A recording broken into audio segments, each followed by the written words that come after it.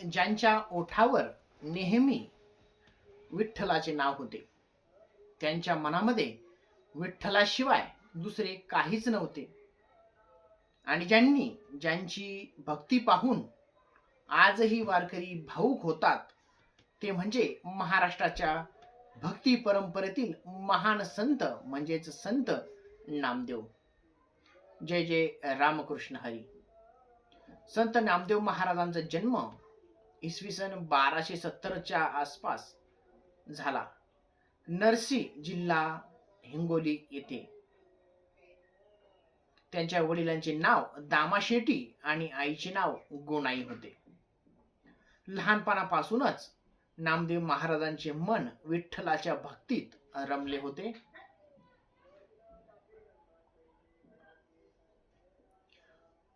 पंढरपूरचा विठ्ठल म्हणजे त्यांच्यासाठी केवळ मंदिरातील देव नव्हता, तर विठ्ठल म्हणजे त्यांचा सखा होता.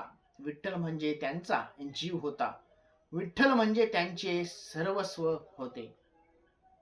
लहान वयातच त्यांच्या मनात विठ्ठलांबद्दल अतूट प्रेम निर्माण झाले होते.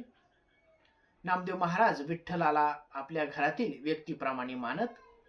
ते विठ्ठलाशी बोलत, त्यांच्याशी मनातील गोष्टी सांगत, त्यांच्यावर रुसवा सुद्धा ते करत आणि पुन्हा त्यांच्याशी प्रेमाने देखील बोलत.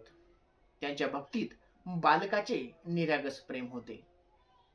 कल्पना करा, एक छोटासा मुलगा मंदिरात जातो, समोर विठ्ठलाची मूर्ती पाहतो आणि त्या मूर्तीला देव म्हणून दूर ठेवत नाही, तर आपल्या मित्राप्रमाणे बोलतो, विठ्ठला तू माझ्याशी बोल ना. हीच नामदेवांच्या भक्तीची खासियत होती. एक भावनिक प्रसंग तुम्हाला सांगावासा वाटतो. विठ्ठलाने नैवेद्य खावा. संत नामदेव महाराजांच्या जीवनातील सर्वात प्रसिद्ध भावनिक कथांपैकी एक म्हणजे त्यांच्या बालपणीचा नैवेद्याचा प्रसंग. एकदा नामदेवांच्या आईने त्यांना विठ्ठलासाठी नैवेद्य घेऊन मंदिरात जाण्यास सांगितलं. नामदेव मंदिरात गेले देखील. विठ्ठलासमोर नैवेद्य ठेवला आणि देवाला म्हणाले, विठ्ठला हा नैवेद्य तू खा. पण देवाची मूर्ती शांत होती.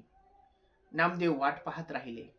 काही वेळ गेला, पण नैवेद्य तसाच होता. नामदेवांना वाटलं, विठ्ठल माझ्यावर रागावला आहे. बघा किती विठ्ठलावरील श्रद्धा आणि प्रेम. नामदेवांना वाटलं, विठ्ठल माझ्यावर रागावलेला आहे. ते पुन्हा विनंती करू लागले, विठ्ठला तू नैवेद्य खाला नाहीस तर आईला काय सांगू. किती हा विठ्ठल भक्तीचा महिमा. लहान नामदेवाच्या मनात देवाबद्दल इतकी निरागस श्रद्धा होती की त्यांना विठ्ठल भक्ती नक्की नैवेद्य खाईल असा पूर्ण विश्वास होता. ते पुन्हा विनवणी करू लागले. डोळ्यात अश्रू देखील त्यांच्या तरळाले. विठ्ठला तू माझा देव आहेस ना, मग माझा नैवेद्य तुला खावाच लागेल. त्यांच्या बालमनाला विठ्ठलाने नैवेद्य खायलाच हवा होता.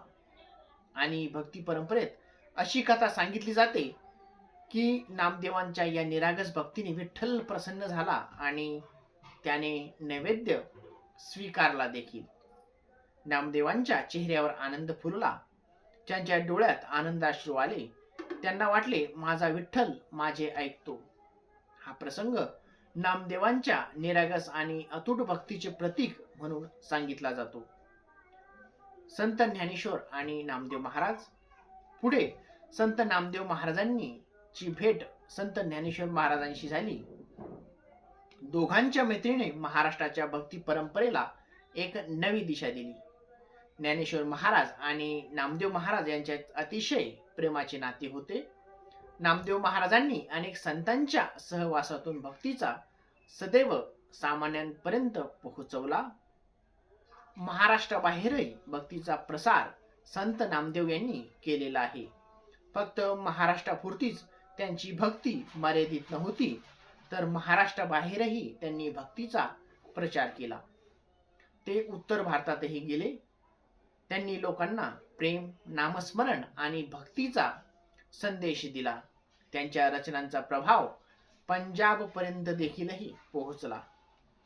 त्यांच्या काही रचना गुरु ग्रंथ साहिब मध्येही समाविष्ट झालेले आहेत.